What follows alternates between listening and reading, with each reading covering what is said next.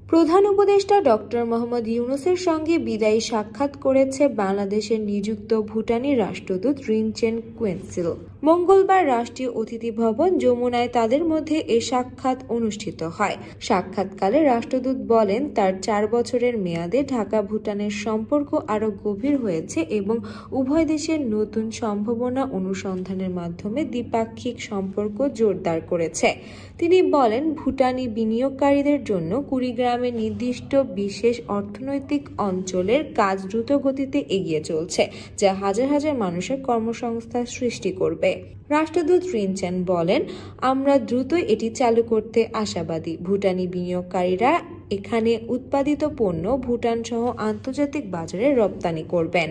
রাষ্ট্রদূত উল্লেখ করেন, ভুটান বাংলাদেশের যৌথ বিনিয়োগের মাধ্যমে ভুটানের জলবিদ্যুৎ সম্ভাবনা কাজে লাগানোর বিষয়ে তারা আগ্রহী। এ সময় অধ্যাপক ইউনূস দুই দেশের সম্পর্ক দৃঢ় করতে রাষ্ট্রদূতের প্রচেষ্টার প্রশংসা করেন এবং তাকে বাংলাদেশের ভালো বন্ধু হিসেবে অভিহিত করেন।